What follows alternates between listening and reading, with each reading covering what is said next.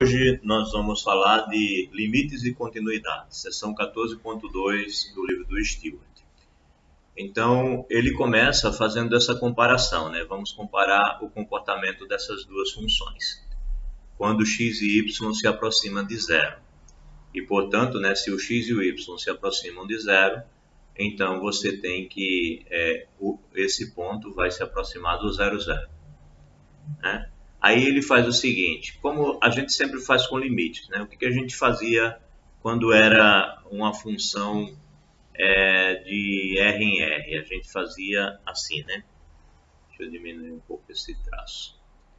A gente fazia assim, a gente tinha uma função de R em R, então a gente causava aproximações, né? A gente ia aproximando pela esquerda e pela direita de algum valor específico, né? A gente pegava um valor A e aí a gente tinha aqui uma função qualquer e aí a gente olhava se a função estivesse definida no f de A, a gente olhava essa função, pegava o valor em que essa função estivesse aqui definido, olhava em qual valor estava definida e aí a gente dizia que enquanto o x se aproxima do A, a função estava se aproximando de um certo número aqui no y, que a gente chamava de L, chamava esse número de L, e a gente dizia que o limite da f de x, quando o x se aproximava do A, esse limite se aproximava do L, né? E aí a gente fazia uma definição formal, usava épsilons e deltas aqui para explicar o que isso significava. Então, mas quando a gente queria fazer isso, a gente fazia uma tabela e aí saía atribuindo valores a x, se aproximando cada vez mais de A e observando quais eram os f de x que nós tínhamos. Então, a mesma ideia está aqui. Você tem uma função, só que agora ela está definida no R2. Então, se aproximar é um pouco diferente. Você pode se aproximar de um ponto do R2 de diversas maneiras, né? Então, se você olha agora para o R2 e você quer aproximar-se de um ponto do R2, de um ponto qualquer do R2, se você considerar toda uma região aqui próxima desse ponto, você pode se aproximar desse ponto por vários caminhos, né? Você pode se aproximar do jeito que você quiser. Não obrigatoriamente dessa forma como aqui acontece, né? Aqui você só pode se aproximar de um valor que está em cima de uma reta pela própria reta. Aqui não, aqui se você tem como domínio R2 e a tua função f, ela age aqui em cima do R2 e tem o seu contradomínio a reta R, né? Então é uma situação totalmente diferente. O domínio aqui é o plano, né? O domínio aqui é o plano. Então, é uma situação diferente. O domínio é o R2, enquanto que aqui o domínio era R. Então, para se aproximar em R, você se aproxima sobre a reta.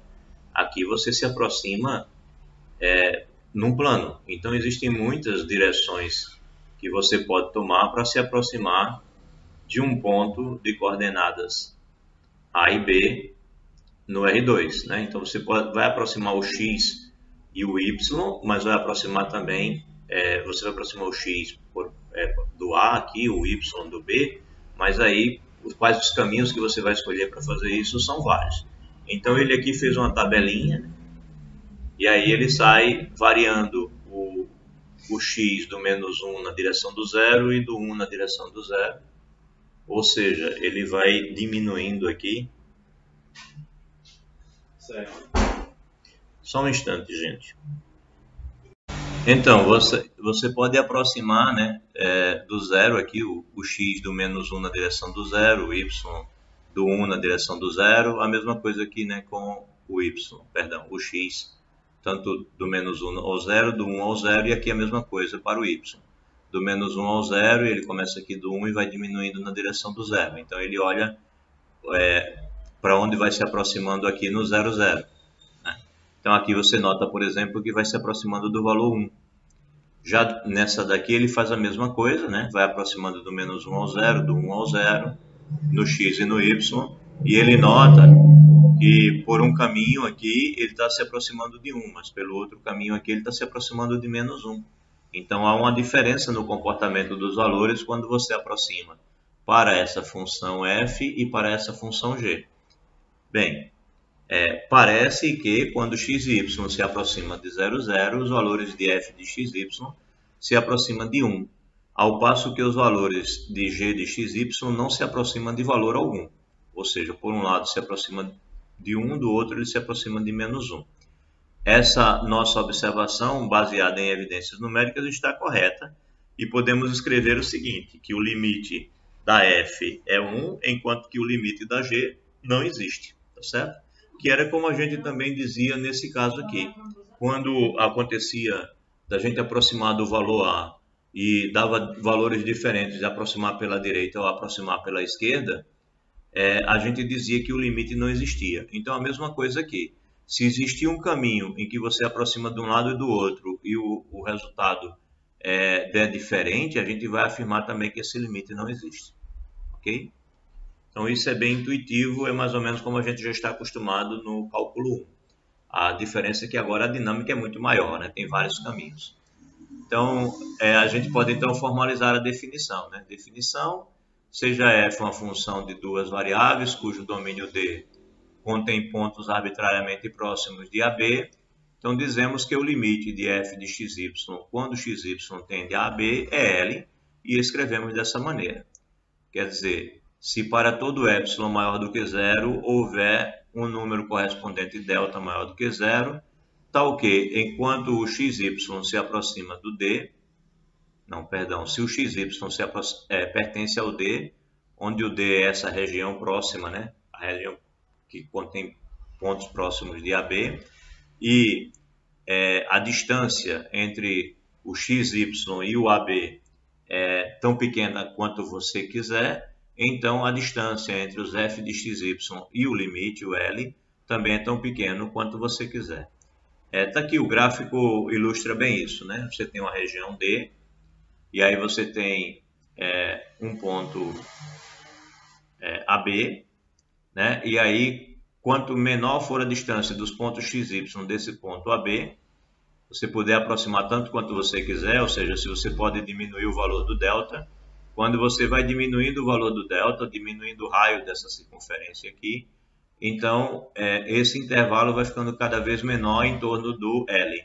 Então, quando o XY se aproxima do AB, o F do XY se aproxima do valor L.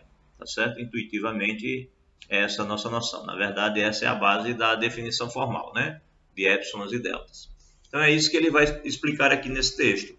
Observe que a distância entre o f de xy e o L corresponde à distância entre essas duas expressões, que se dá, e essa expressão aqui é a distância do ponto xy ao ponto AB. Assim, a definição 1 diz que a distância do f de xy ao L pode ser feita arbitrariamente pequena se tomarmos a distância do xy ao ponto AB suficientemente pequena, né? Mas não nula. Não obrigatoriamente o xy tem que ser exatamente igual ao AB, né? Ele pode não estar definido no AB, inclusive. Então, a figura 1 ilustra a definição 1 por meio de um diagrama de setas, e se qualquer intervalo pequeno, L menos epsilon, L mais epsilon, for dado em volta de L, podemos encontrar um disco D com raio delta, com centro AB e o delta sendo maior do que 0, tal que F mapeia todos os pontos em D delta, exceto possivelmente no próprio AB, no intervalo entre L menos epsilon e L mais epsilon, né? Então, era o que eu estava afirmando aqui, enquanto posso aproximar aqui, eu aproximo naturalmente aqui. Ou seja, dado qualquer distância aqui, eu consigo esse raio que faz com que o XY esteja tão perto do AB quanto eu puder, tá certo? Só um instante novamente.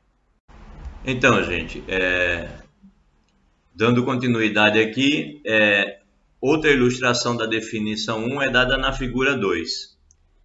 Onde a superfície S é o gráfico de F, né? Então, Aqui a gente pode ver o domínio separado do contradomínio e aqui a gente pode colocar as coisas todas juntas, né?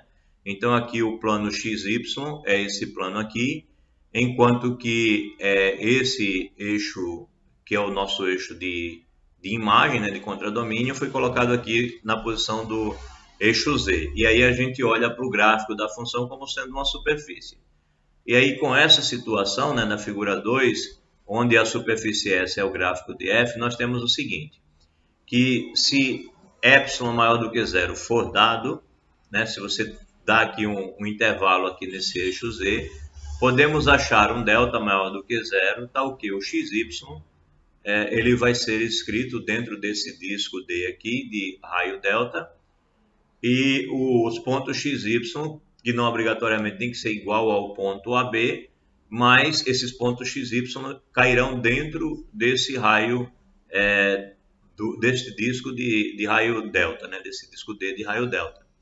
Então, a parte correspondente de S fica sempre entre os planos horizontais Z igual a L menos epsilon. Então, se você pensar num plano aqui que passa exatamente contendo essa linha aqui, ó, o L menos delta e o L mais delta, se você pensar nos dois planos, esse disco aqui, ou essa região aqui que fica marcada na superfície S, ela vai ficar entre esses dois planos, né? Entre o plano L mais delta, epsilon, e o L menos epsilon, tá certo? Essa região vai ficar entre os dois planos, sempre que você estiver com x e y dentro do disco de raio delta.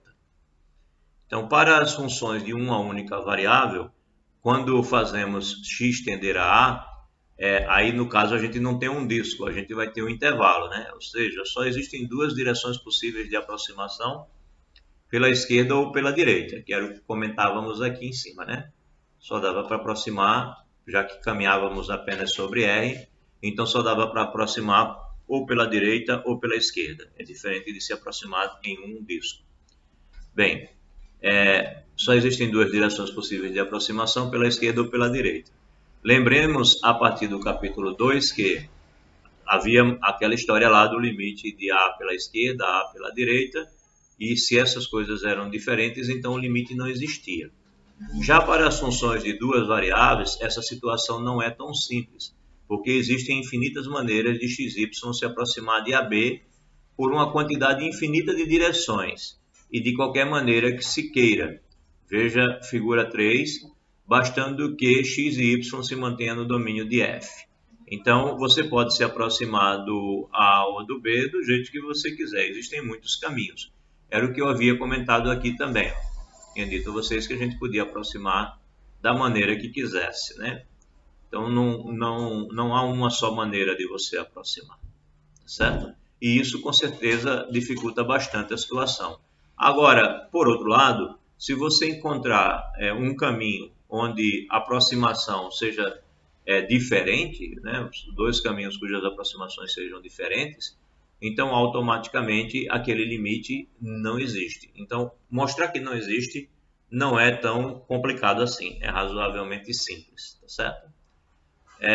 Bem, então, continuando, a definição 1 diz que a distância entre f de x e L pode ser feita arbitrariamente pequena se tomarmos a distância de xy para AB suficientemente pequena, não obrigatoriamente nula. A definição refere-se somente à distância x, y e AB. Ela não se refere à direção da abordagem, né?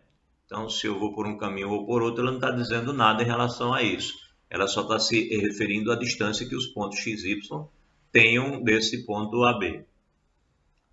Portanto, se o limite existe, f de xy deve se aproximar do mesmo valor limite, independentemente do modo como xy se aproxima de AB. Assim, se acharmos dois caminhos diferentes de aproximação ao longo dos quais f de xy tem limites diferentes, segue então que esse limite não existe. Ou seja, a gente pode fazer essa afirmação aqui e ela é extremamente útil.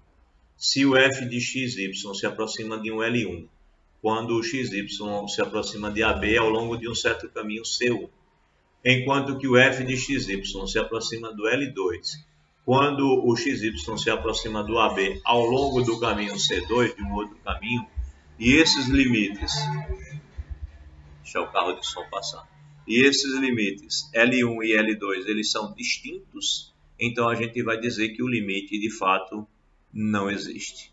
Bem, a abordagem teórica termina aqui e de agora em diante passaremos a olhar exemplos. Alguém tem alguma pergunta até agora? Não. Entendeu? É simples, né? Quando você está em R, você aproxima fácil, só tem um caminho, só pode andar em cima da reta. Quando você está no R2, você pode se aproximar na direção que você quiser. E aí realmente complica você verificar se o limite existe. Porém, verificar que não existe é tranquilo.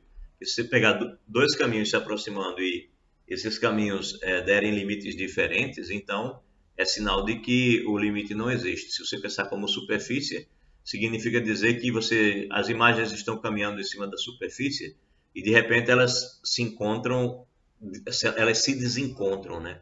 Ou seja, essa vai se aproximando e o valor no Z vai para um L1, enquanto que essa vai se aproximando aqui do ponto AB, mas o valor lá no Z vai para um L2, os dois são distintos, a superfície não se encaixa.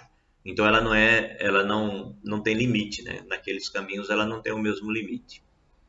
Então é razoavelmente intuitivo, é interessante de pensar dessa maneira. Bem, então vamos aos exemplos. Mostre que esse limite não existe. Veja, é mais simples mostrar que o limite não existe. Primeira coisa que você pensa quando alguém lhe pede para que mostre que um limite não existe, a primeira coisa natural a pensar vou caminhar em cima dos eixos. Vou caminhar por cima do eixo x e vou caminhar por cima do eixo y. Porque eu sei que o domínio dessa função aqui é o R2. Então eu posso andar por onde eu quiser. Eu vou andar por cima dos eixos e me aproximar do 0, 0. Então é isso que ele faz. Ó. Seja f de x, y, essa dada função. Primeiro vamos considerar 0, 0 ao longo do eixo x. Por quê? Ele olhou, por exemplo, que aqui o denominador não aceita 0. Então pode haver um problema por aí. Então ele escolheu o ponto 0 para olhar. Mesmo porque o limite é para o 0, 0, né? Então, o que você faz? Você pega o y e fixa, coloca y igual a 0. Então, você está olhando para f de x0.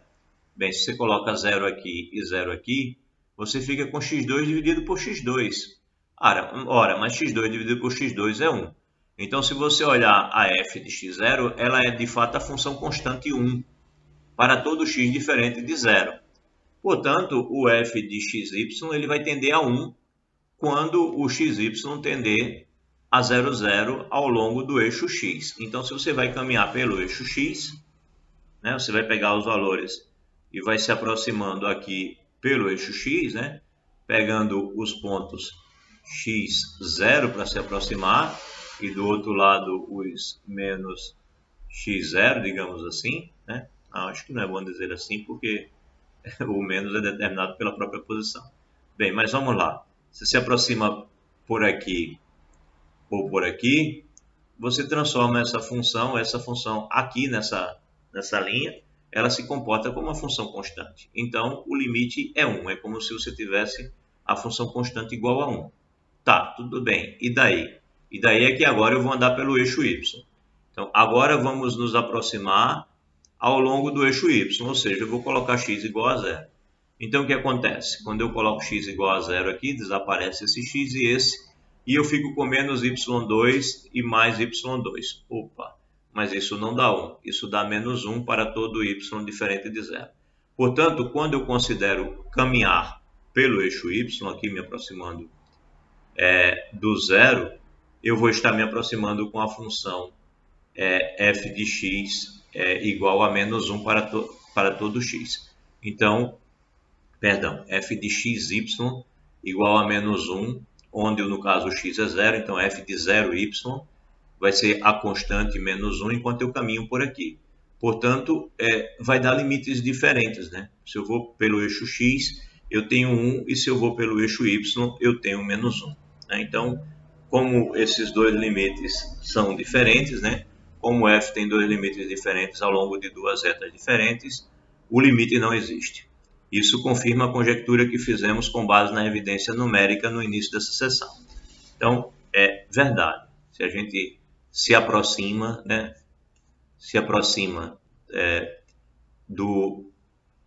aqui na f de x, né, se a gente se aproxima por um lado ou pelo outro, isso daqui dá sempre 1. Mas nesse caso, quando a gente se aproxima por um lado, dá 1 e pelo outro lado dá menos 1. Essa g de x é justamente a que está sendo estudada aqui nesse nosso exemplo 1. Então, de fato, os limites são distintos, né? Então, a gente diz que o limite não existe. Bem, exemplo 2. f de xy agora é dada por xy dividido por x2 mais y2. Aí pergunta aqui, será que esse limite existe? Aí vamos caminhar aqui por y igual a zero. Se você pega y igual a zero, você tem x vezes zero em cima e você tem x2 embaixo. Bem, isso é zero. Portanto, quando isso daqui vai sempre para zero quando o x e o y forem para o 0, 0 ao longo do eixo x, né? Quando eu peguei y igual a zero. E o que acontece ao longo do eixo y?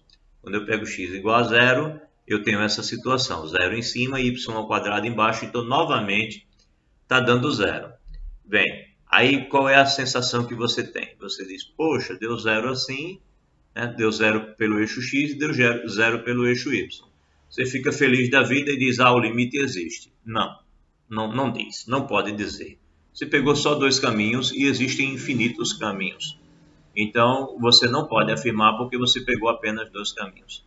Então, apesar de termos encontrado valores idênticos ao longo dos eixos, não podemos afirmar que o limite exista e seja zero. Vamos agora nos aproximar de 0, 0 ao longo de outra reta. Por exemplo, ele vai e pega a reta y igual a x, para todo x diferente de y. Ora, você vai estar com x vezes x, e aqui esses caras também são iguais, então você vai estar com 2x2, digamos assim, né? Então, você vai estar com x2 em cima, e você vai estar com x2 mais x2 embaixo, né? Ora, mas isso daqui divide todo mundo por x2 aqui, vai dar 1 em cima, e aqui embaixo vai dar 2x2 dividido por x2, dá 2. Então, isso é a função constante meio, quando a gente caminha pela reta y igual a x. Ora, então, você tem que f de xy tem como limite meio quando você se aproxima do 0, 0 ao longo dessa reta y igual a x. Então, veja que aqui os dois limites deram 0, enquanto que aqui deu meio, portanto, o limite não existe. Não existe. Bem, ele diz aqui, a figura 6 nos dá uma ideia do que acontece no exemplo 2. A cumieira que ocorre acima da reta y igual a x corresponde ao fato de que f de x é igual a meio para todos os pontos x, y dessa reta, exceto na origem, tá certo? Então, se você olhar aqui, a reta y igual a x, ela vai estar aqui, ó. Deixa eu tentar desenhá-la, né? Destacá-la, na verdade. Ela vai estar aqui, né? A reta y igual a x. Aqui está é porque o eixo y está entrando aqui na figura, né? Mas a reta y igual a x está nos dando, ela vai nos dar essa imagem aqui. Aqui vai ser o tal do meio, né? Porque o eixo y, se a gente prolongar ele aqui, deixa eu ver se consigo prolongar. Não consegui direito, deixa eu ver se consigo a partir daqui. O eixo y ele está aqui, enquanto que o eixo x está aqui, e essa superfície, ela, quando você se aproxima, né, deixa eu colocar aqui embaixo x igual a y no plano xy. X igual a y vai estar aqui, né? É essa daqui. X igual a y. Então, no plano xy, a imagem que você tem é uma constante. Essa reta aqui constante, o valor é sempre o tal do meio aqui. Vai ser sempre meio. Ficou horrível esse meio, não dá para ver ele direito não, né? Deixa eu colocar com vermelho mesmo aqui. Então, é meio aqui. Nessa coordenada em z é meio. E é essa reta que fica aqui. E veja que há uma diferença grande aqui. Quando você se aproxima pelo eixo X, a imagem é no zero. Quando você se aproxima pelo eixo Y, a imagem é no zero também. Mas quando você se aproxima aqui pela reta X igual a Y, a imagem dá um salto lá para cima. Então, por isso que os limites são distintos, tá? Talvez seja ruim de ver, mas com um pouquinho de cuidado dá para perceber isso. Todos entenderam essa questão da explicação do gráfico?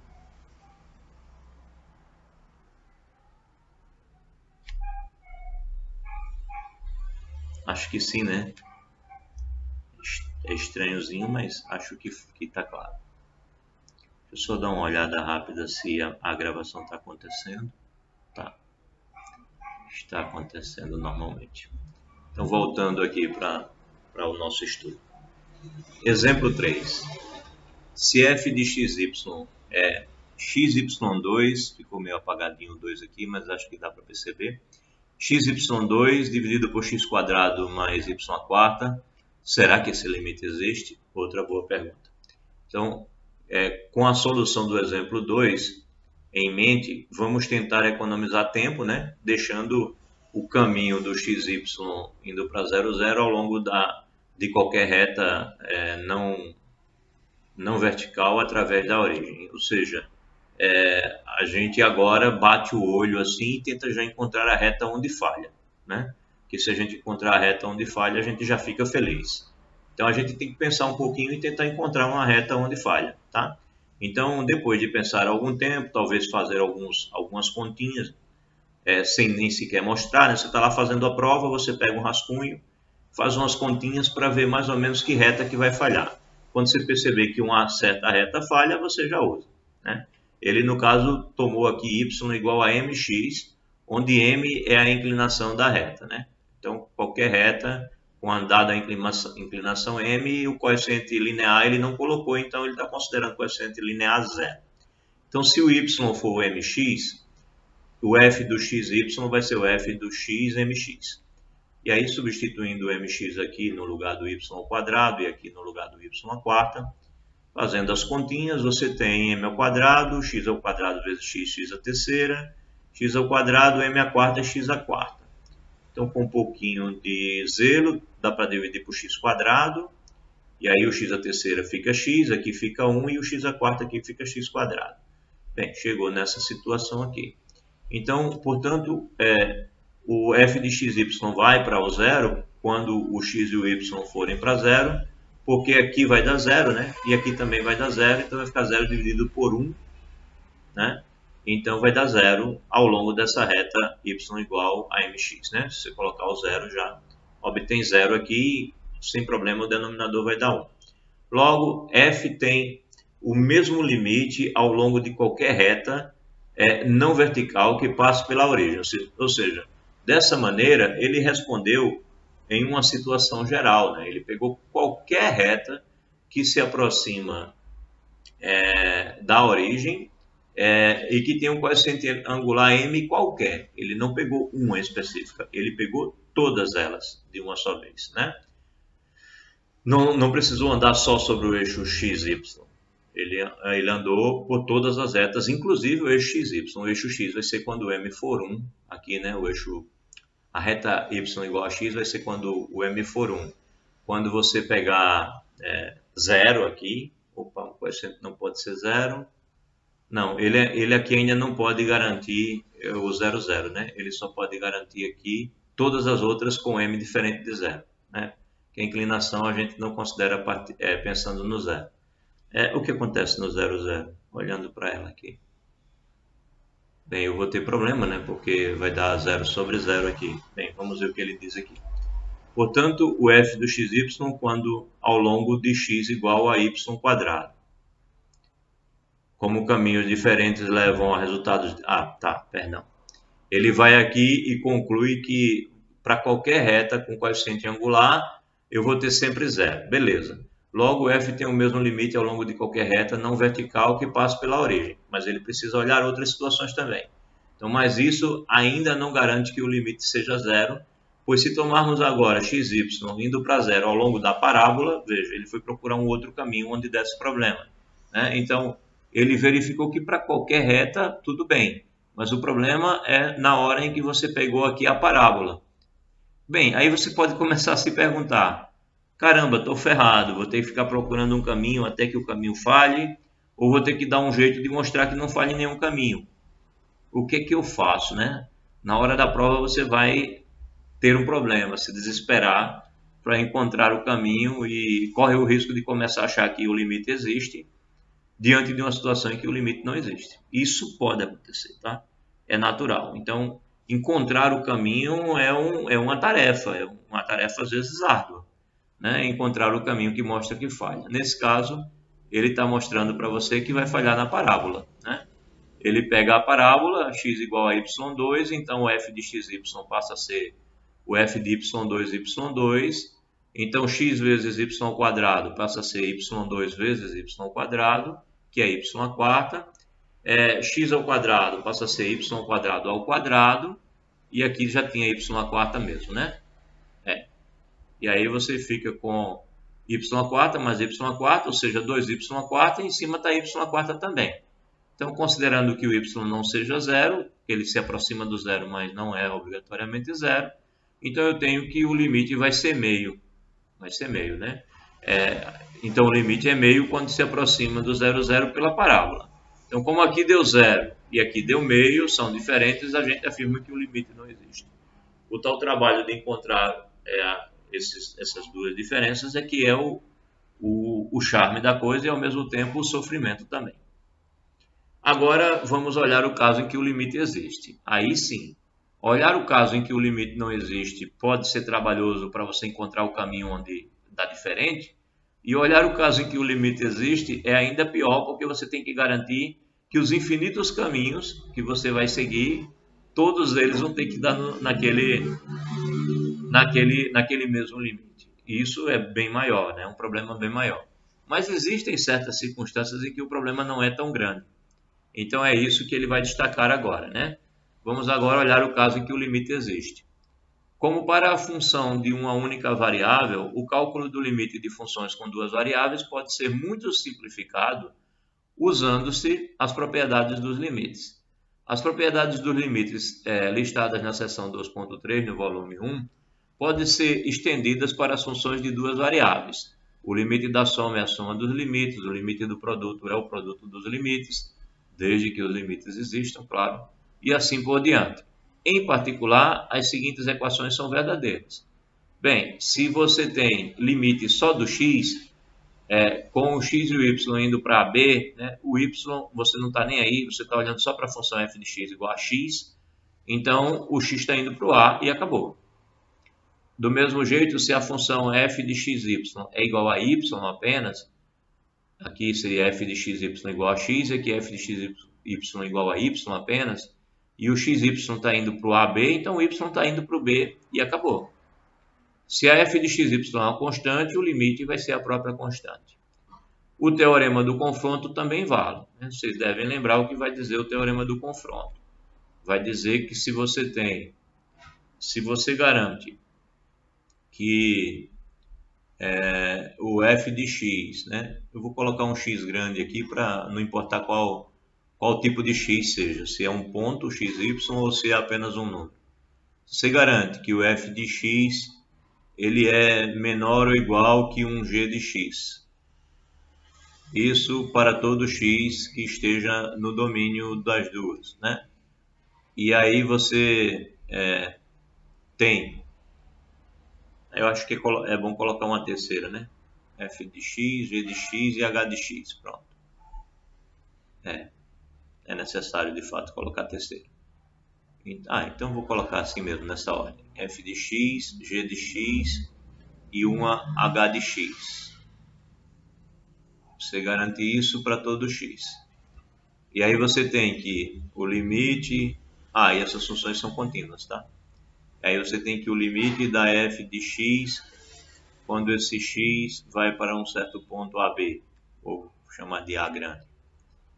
Você tem que o limite da f de x ela é igual ao limite da h de x quando o x vai para este tal ponto A, Então, o que acontece? Se garante que se esse limite aqui é o mesmo, L, do que esse, então o teorema do confronto diz que obrigatoriamente o limite dessa do meio é o mesmo, ou seja, se esses dois limites aqui são iguais, isso implica iguais e vou colocar a letra L aqui, né? Iguais e eles são iguais a um certo limite L, isso implica que o limite da que fica no meio ali, que fica presa ali no meio, quando o x vai para o mesmo ponto A, isso daqui é o próprio, né, tal do teorema do confronto, em resumo é isso daqui, né? Lembrando que tem que ter as propriedades necessárias, os limites têm que existir, as funções têm que ser contínuas e tal. Então, o teorema do confronto também vale. Aí vamos para esse exemplo aqui, o exemplo 4. Ache esse limite se ele existir.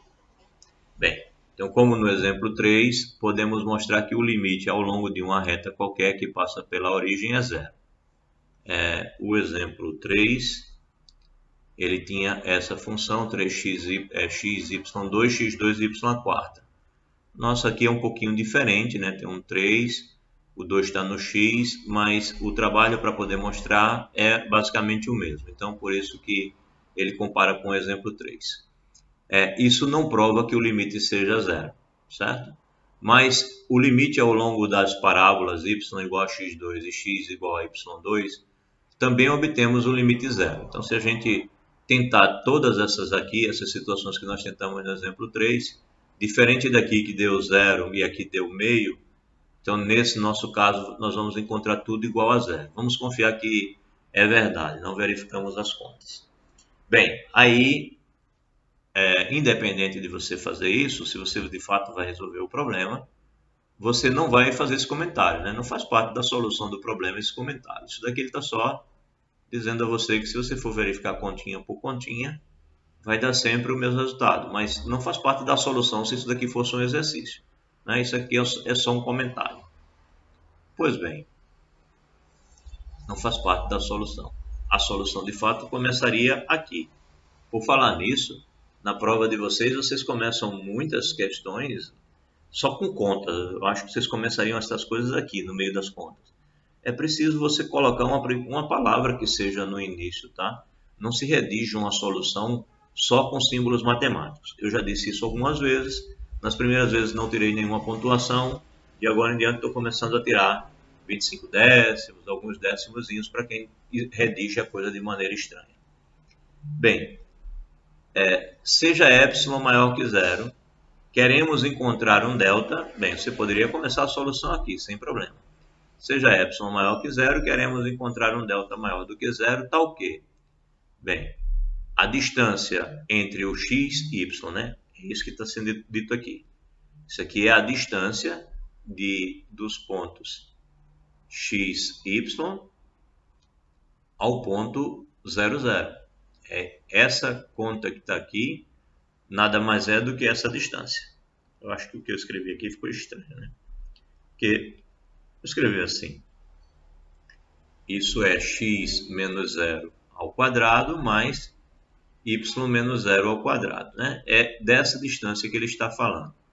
A distância dos xy ao 0, 0. Então, ele está pegando e colocando um disco de raio delta ao redor do 0, 0 e está pegando todos os possíveis pontos xy dentro desse disco. Então, o que acontece? O f de xy deve se aproximar do zero, já que eu desconfio que o limite é zero. Então, deve se aproximar do zero. F de xy, né? Aqui é o nosso f do xy menos zero, certo? Isso é o módulo do f do xy menos zero, que deve ser menor do que o delta ou do que o epsilon quando eu dou um certo. Na verdade, quando eu dou esse delta, deve existir. Quando eu dou esse epsilon, deve existir esse delta, né? Então, eles devem estar intimamente relacionados um ao outro. Ou seja, aí o que acontece? Se isso daqui acontece, vou olhar para essa conta. Bem, o zero desaparece, né? Não faz sentido, o zero não muda nada. E esse módulo, ora, aí eu vou olhar o módulo do quociente, embaixo tudo é positivo, então o módulo da parte de baixo é ele mesmo. o módulo da parte de cima. Módulo de 3 é o próprio 3, módulo de x ao quadrado é o próprio x ao quadrado, dá sempre positivo. A única parte dessa expressão que pode ter sinais positivos ou negativos é esse y. Então ele pega o módulo especificamente só do y. Pronto, ele chegou nessa situação aqui. Bem, mas é claro que x² é sempre menor ou igual que x² mais y², né? O y² é um acréscimo, uma vez que o y² é maior ou igual que o zero. Então ele é menor ou igual que isso. Portanto, o que acontece? x² dividido por y² mais x², isso é menor ou igual que 1. Tendo em vista de que isso é menor do que esse, então se o de cima é menor do que o de baixo, isso é menor ou igual do que 1. E assim, 3x² vezes o módulo de y dividido por x² mais y². Ora, ele olhou aqui, ó. Ele olhou só para essa divisão aqui, ó. x² dividido por x² mais y². E ele disse que isso é menor do que 1. Então, se isso daqui é menor do que 1, quando eu tiro ele, né, isso fica maior. Se eu tirar ele daqui, o que sobrar fica maior. Porque quando eu multiplico alguma coisa por algo positivo e menor do que 1, o valor diminui. Então, se eu tiro essa multiplicação, isso fica maior. Então, foi isso que ele afirmou aqui, que só a multiplicação 3 vezes o módulo de y é maior do que a multiplicação disso tudo. Pois bem, então ele concluiu que isso tudo é menor ou igual que 3 vezes o módulo de y. O módulo de y pode ser escrito como a raiz quadrada de y².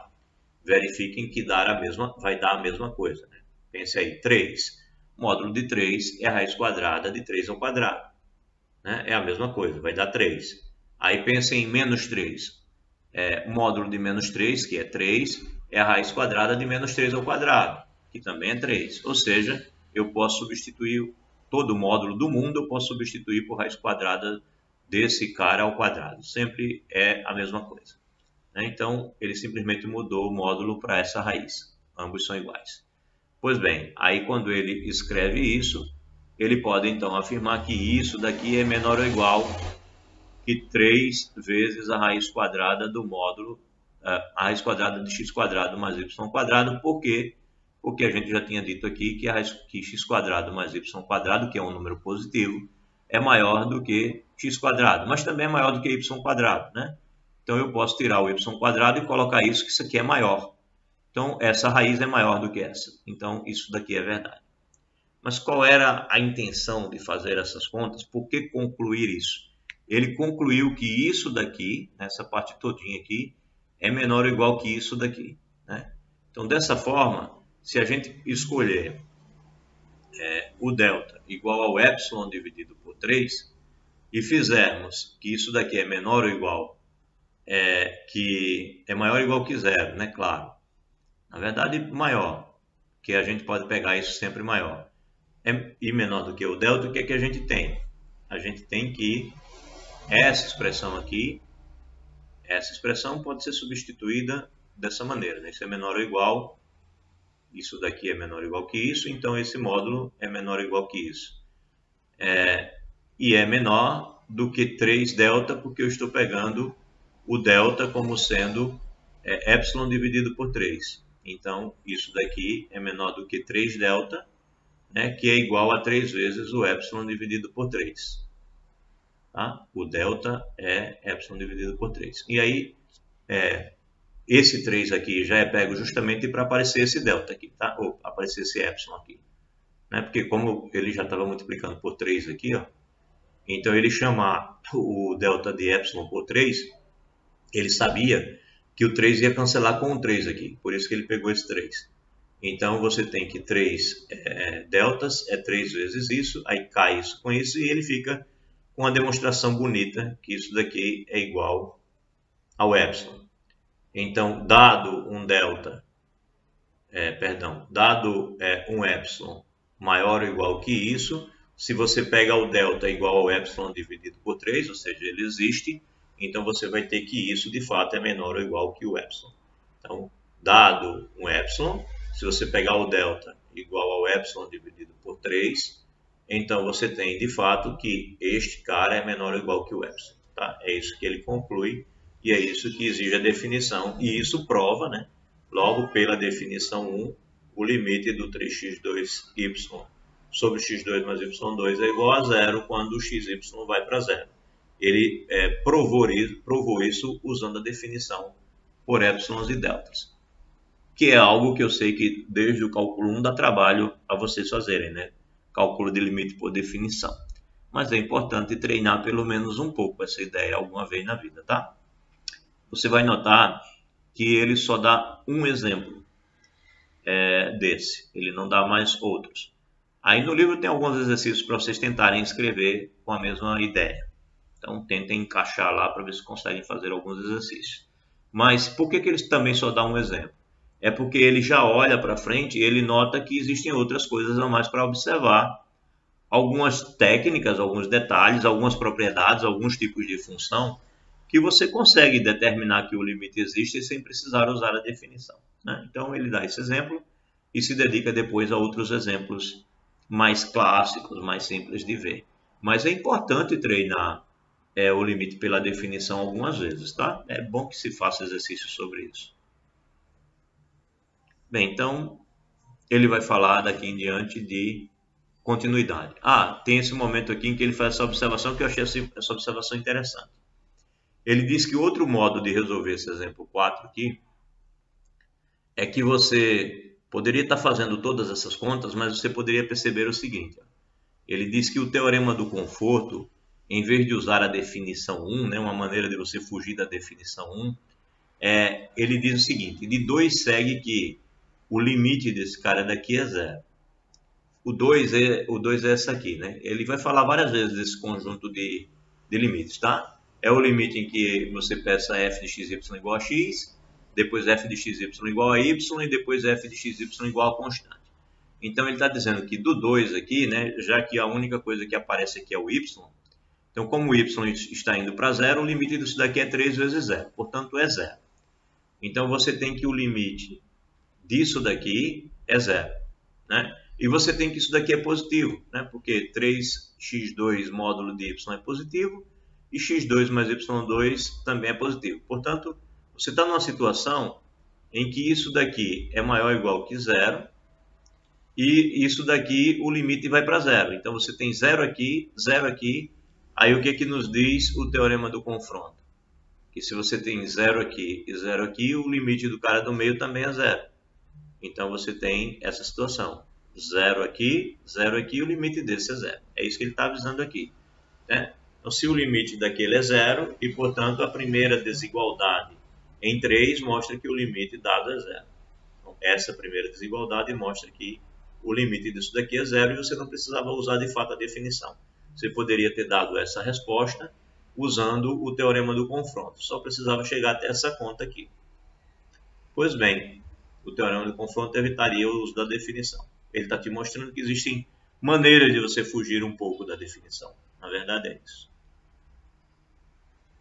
Bem, vamos terminar aqui a nossa leitura agora falando sobre continuidade. Bem, lembremos-nos de que cálculo de limites de funções contínuas de uma variável é fácil, né?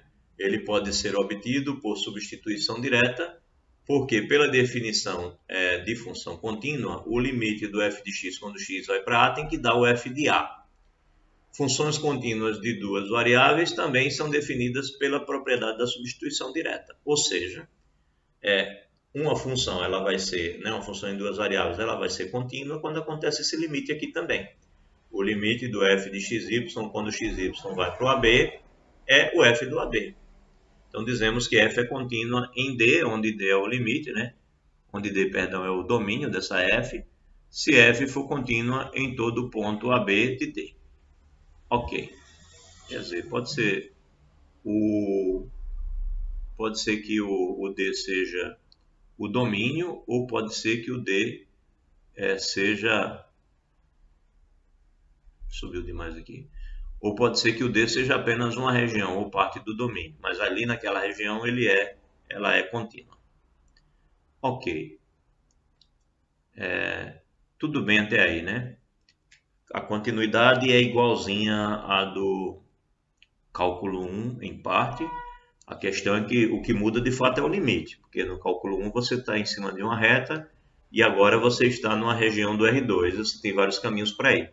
Mas desde que todos esses limites sejam iguais, ou seja, que o limite exista e que o limite, quando o xy vai para o AB, seja igual ao f de AB, então a função é contínua. É isso que significa ser contínua também nesse caso e, na verdade, em qualquer caso do universo. A continuidade é sempre baseada nessa ideia. Bem, dando continuidade, vamos para mais exemplos de continuidade. Bem, uma função polinomial de duas variáveis, ou simplesmente polinômio, é uma função de termos dessa forma, né? Você tem um número, aí tem potências de x, potências de y, onde c é constante e mn são números inteiros não negativos. Uma função racional é uma função de polinômio, é uma razão, na verdade. Uma função racional é uma razão de polinômios. Ou seja, isso é uma função polinomial em duas variáveis e isso daqui é uma função racional, né? Você tem uma razão entre dois polinômios. Bem, os limites em 2, aqueles que eu disse que ele ia citar várias vezes, né? O limite do f de xy quando f de xy igual a x, e o do f de xy igual a y, e o do f de xy igual a constante. É isso que é os limites em 2 que ele está falando aqui. Como qualquer polinômio pode ser obtido a partir de f, g e h, por multiplicação e adição, segue que todos os polinômios são funções contínuas em R2. Da mesma forma, qualquer função racional é contínua em seu domínio porque ela é consciente de funções contínuas. Ou seja, em síntese, o que ele está dizendo é, olha, você sabe que o limite do f do xy, na verdade, deixa eu colocar assim, o limite só do x, quando o xy vai para o AB, é o A. Mas aí, por exemplo, isso vai nos dar que se eu pegar aqui o x elevado a n, então isso daqui vai ser o A elevado a n, digamos assim. Aí, lá os limites em 2 diz que se você tem y e você tem xy indo para B, então isso é o B. E você tem, por fim, que o limite de uma constante quando o x e o y vão para o AB. Como a constante não tem nada a ver com o x e o y, isso daqui vai ser C.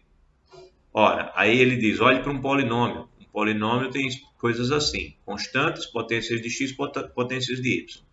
Então, se você tem isso daqui, potências do x, e você vai calcular o limite em cima do polinômio, você separa o c, né? Então é o limite do c, é o limite do x elevado a m, e é o limite do y elevado a m. Então, olhando para isso daqui, você vê que os limites todos existem em cada uma das parcelas do polinômio. E eles são de aplicação direta. Então, você pode fazer em cada parcela do polinômio a aplicação direta. E aí, como o limite da soma é a soma dos limites, e usando esses fatos aqui, você conclui que você pode fazer a aplicação direta, que isso vai dar o f de AB. Né? Em outras palavras, os limites, as funções que são dadas por polinômios, elas são funções contínuas sempre.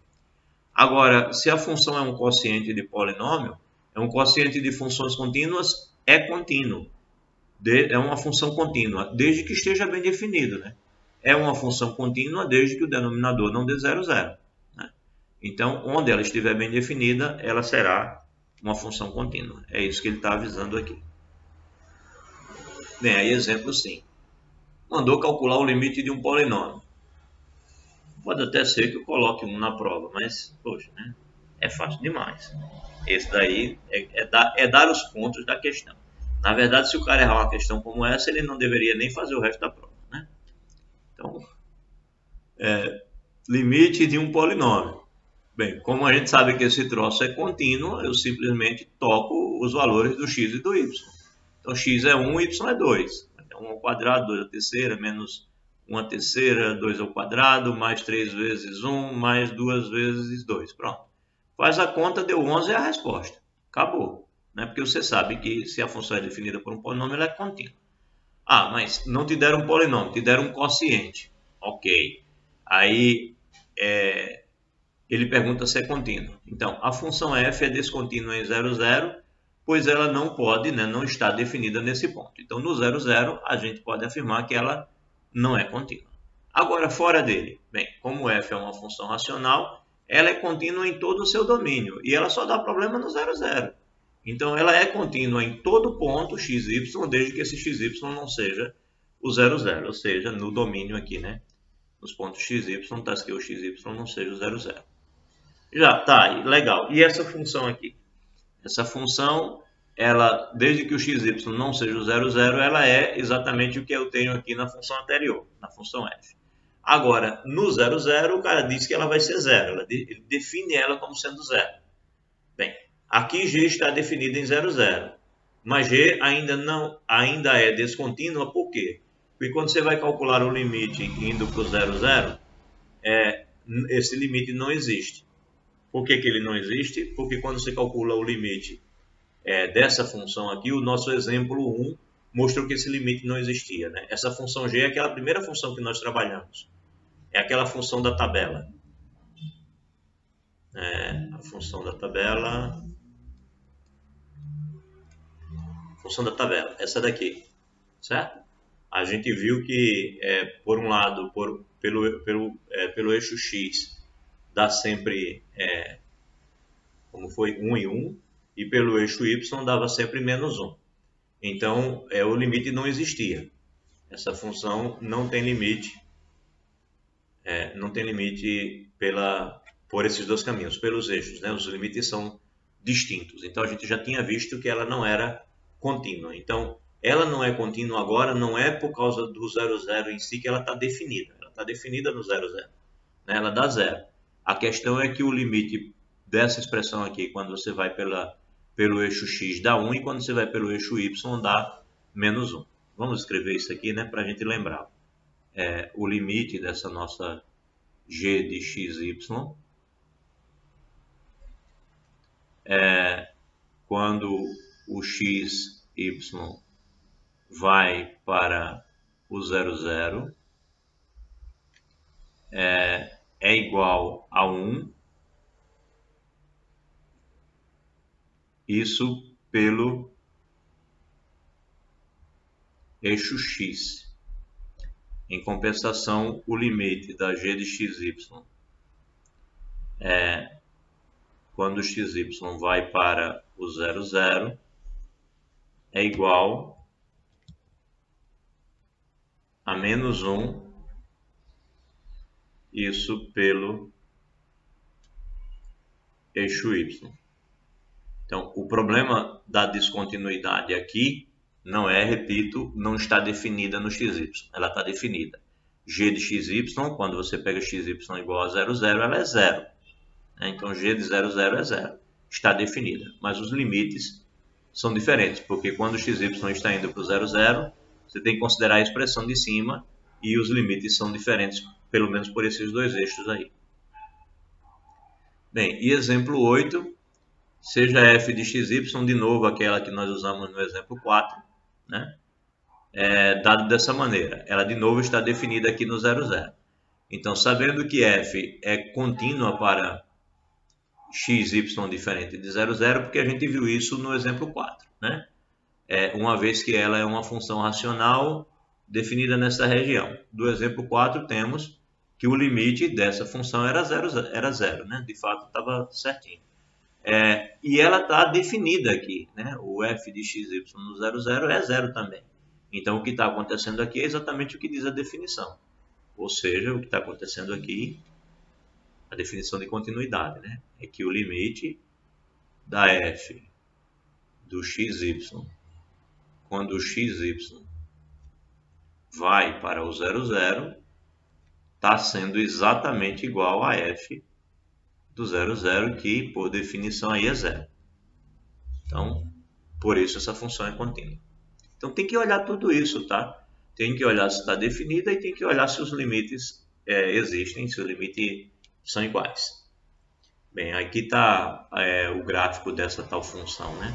Então, por qualquer caminho que você for andar por essa superfície, quando você vai se aproximando aqui do 0, 0, a imagem é a mesma, né? Não tem saltos na superfície. A superfície não se quebra aqui nesse ponto, nem vira uma barreira, como aconteceu numa das superfícies que nós vimos antes, né? Que aquela que nós analisamos a reta y igual a x, né? Ela tinha uma barreira. Ela caía numa certa parte, era meio numa reta e era zero nos eixos x e y. Pois bem, então essa é um bom exemplo de continuidade. Então, como para as funções de uma variável, a composição é outra maneira de combinar funções contínuas para obter outra também contínua. Então, de fato, pode ser mostrado que se f é uma função contínua de duas variáveis e g é uma função contínua de uma única variável definida na imagem de f, a função composta h igual a g bola f, definida por h de xy igual a g de f de xy, também é contínua, né? Ou seja, ele está te dizendo que a gente pode usar épsilons e deltas para provar que isso daqui acontece, né? Ele diz, de fato, pode ser mostrado, no sentido de que você pode demonstrar usando épsilons e deltas. Mas é que essas demonstrações, elas são mais naturais, né? Para o caso de R em R, elas são mais naturais no curso de análise. É lá que deve se demonstrar esses fatos. E no caso das funções em Rn, ou seja, com mais de uma variável no domínio, né, duas variáveis em diante, ou no contradomínio, essas funções de Rn em Rm, digamos assim, elas merecem o estudo de análise no Rn. Né? A nossa licenciatura ela tem no máximo uma análise real, não tem análise no Rn, não como disciplina obrigatória, mas pode ser dado como uma disciplina optativa, uma disciplina eletiva. Pois bem, onde a função h de xy, dada por arco tangente de y sobre x, é contínua? Bem, é preciso ver que isso é uma composta, né? Você tem uma função, você tem algumas funções aí envolvidas. Você tem, digamos assim, você tem a função h de xy, você tem a função, digamos, f de xy. A f de xy a gente vai dizer que é o arco tangente, seja lá do que for, digamos de z, é o arco tangente de z, e aí quando você faz, tem que ter uma outra, a f de xy, ela é y sobre x,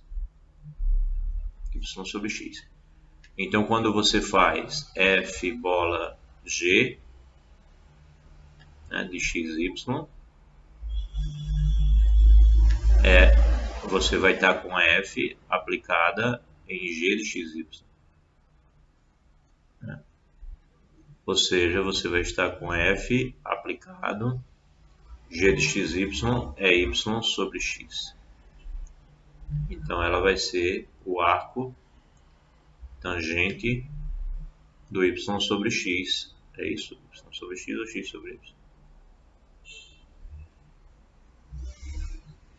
Y sobre x. Pronto.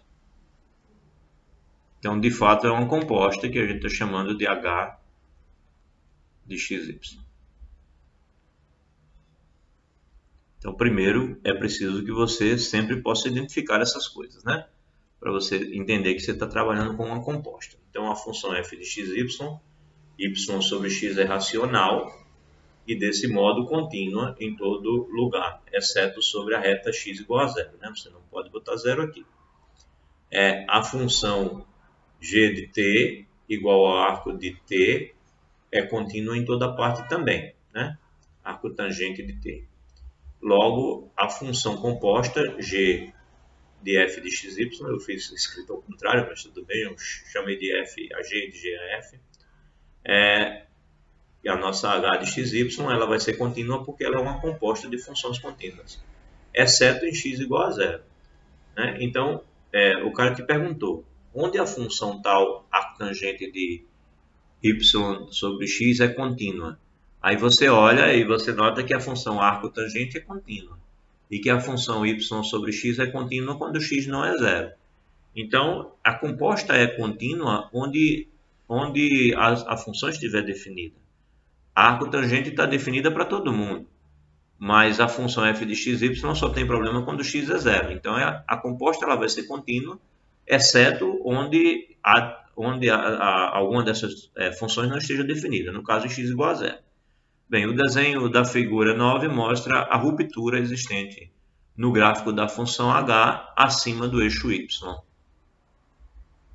Então, o que acontece é, como você faz a composta, você só vai ter problema aqui, ó, em x igual a zero. Você vê que essa superfície ela é contínua, né? Você consegue caminhar aqui sobre ela continuamente, né? Nessas folhas aqui.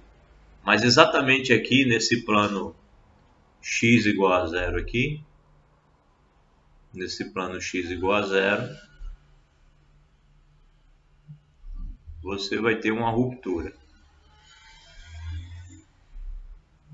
Aqui no plano x igual a zero, você vai ter uma ruptura.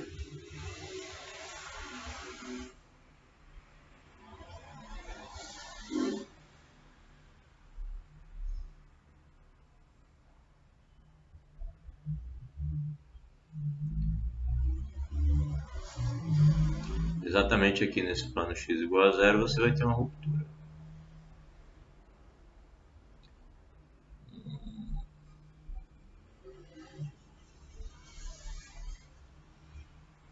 Né? Exatamente aqui, se você cortar aqui com um plano, você tem uma ruptura. É cortada em duas folhas a superfície. Então você tem problema só aqui no x igual a zero. É onde não está definida. Pois bem, seguindo com as nossas observações, um comentário apenas agora sobre funções de 3 ou mais variáveis. Na verdade, o que vai ser dito aqui em síntese é que estudar limites para funções de R em R, ou de R2 em R, ou seja lá, de Rn em Rm, é sempre a mesma coisa. Em síntese é isso. Ele fala apenas para 3, mas o que está dito aqui serve para qualquer quantidade. Ele está dizendo o seguinte: tudo que fizemos até aqui pode ser entendido para funções com 3 ou mais variáveis. A notação é essa, né? Para 3, você tem x, y, z indo para um ponto ABC, e a f de xy, o limite de f de xyz para esse limite, ele vai ser L, não L qualquer.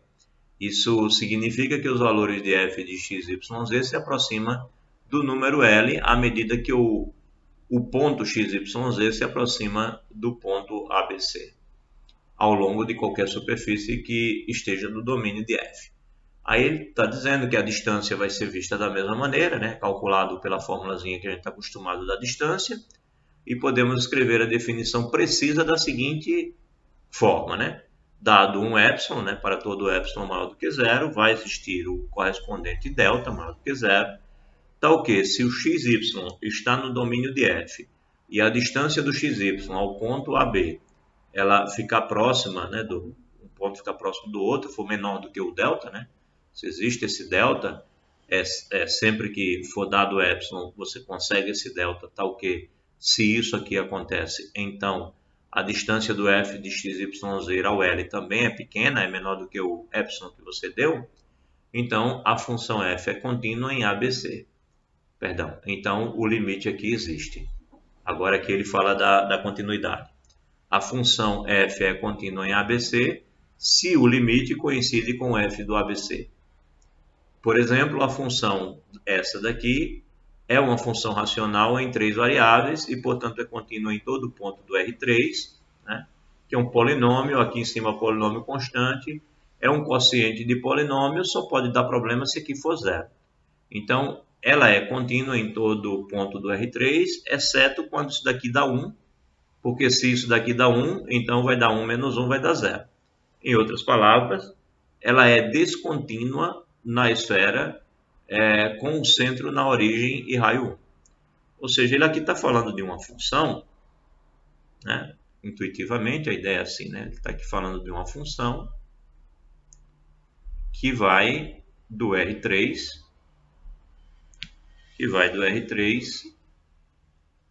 em R nesse caso, né?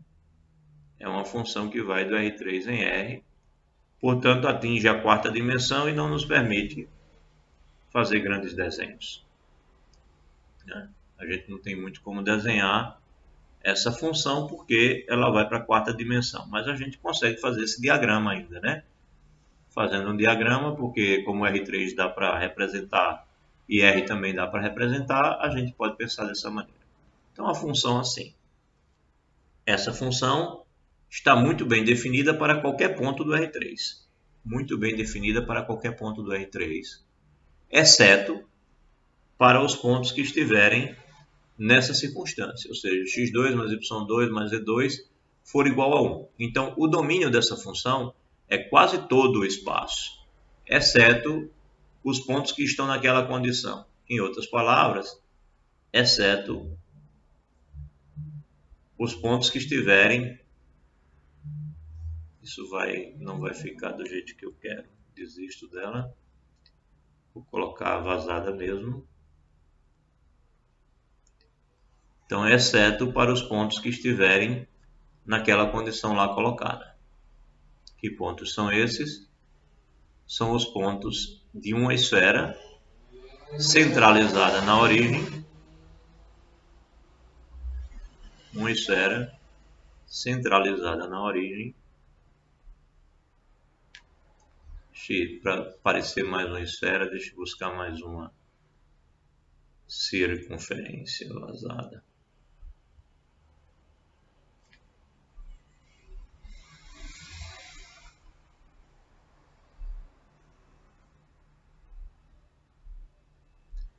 Deixa eu tentar aqui uma arte.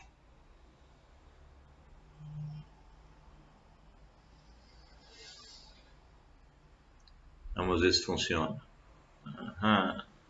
Quase.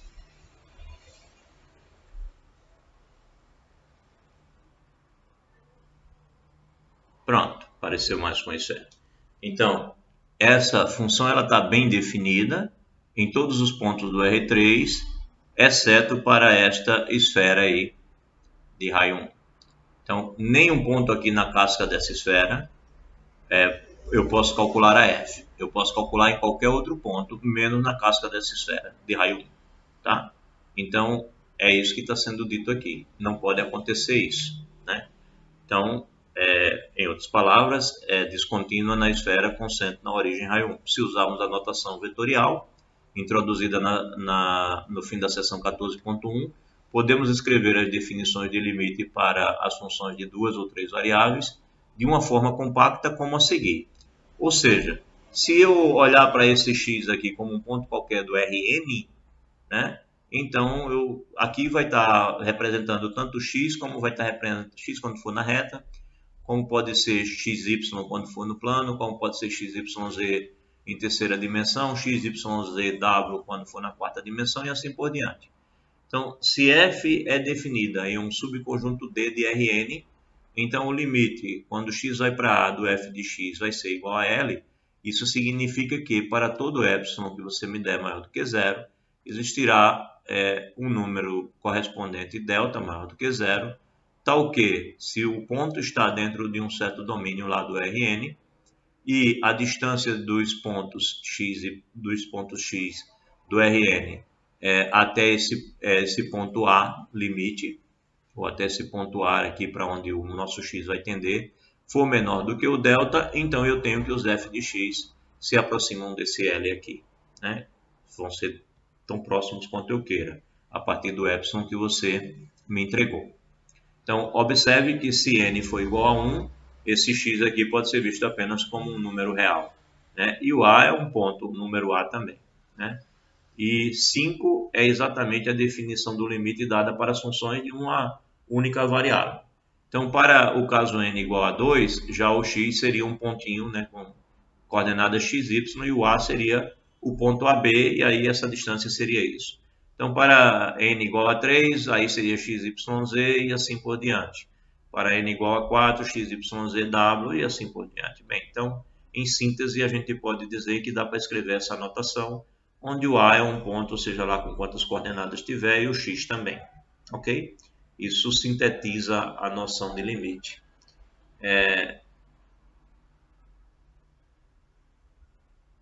Ué, desliguei isso ali.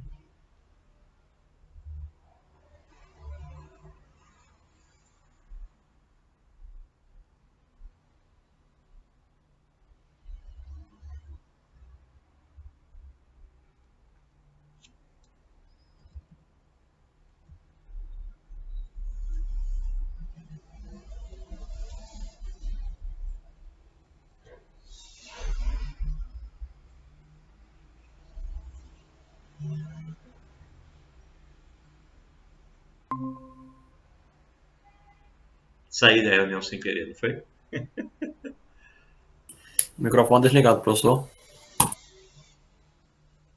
Saí da reunião sem querer. Mas vocês acompanharam até o final, né? Sim, sim. Pois bem. Então, em síntese é isso que a gente disse até ali, né? O limite pode ser sintetizado ali por um x, quando na verdade aquele x está representando x, y, z. Então a ideia é sempre a mesma. Agora note que a gente está sempre trabalhando de uma função que vai de um plano em R ou do espaço em R. A gente está sempre mantendo o domínio como sendo R. Perdão, o contradomínio como sendo R. Mas se você pensar que o contradomínio não é R, por exemplo, pode ser uma função de R3 em R3. Faz sentido você dizer que existe um limite quando o XYZ vai se aproximando de um ponto ABC, dando como resposta lá no R3 um outro ponto. Então o limite obrigatoriamente não tem que ser um número. O contradomínio não tem que ser R, tá certo? O contradomínio pode ser um ponto. Então faz sentido falar em limite de Rn em Rm, onde o m pode ser maior do que 1 também, né? Não obrigatoriamente tem que ser R. Não é o caso que a gente está estudando aqui, mas é importante que se faça essa ressalva. Limite não obrigatoriamente tem que ser sempre um número, tá bom? Pode ser um ponto, né? Eu aproximo de um ponto no R3 de cá e as minhas imagens se aproximam de um outro ponto no R3 lá do outro lado. Então faz sentido falar em limite de funções de Rn em Rm, não importa a quantidade de coordenadas. E essas coisas são estudadas aí nas análises da vida, análise real, depois análise no Rn, né? Você pode pensar fazer uma análise específica só no R2, por exemplo, como é muito feito quando a gente está estudando variáveis complexas, né? Porque os números complexos eles são vistos no plano de Argand e Gauss. Então, o estudo da análise no R2 ajuda muito você compreender coisas de variáveis complexas. Vale a pena esse tipo de estudo também. Bem, acho que por hoje está bom, vou preparar a minha gravação.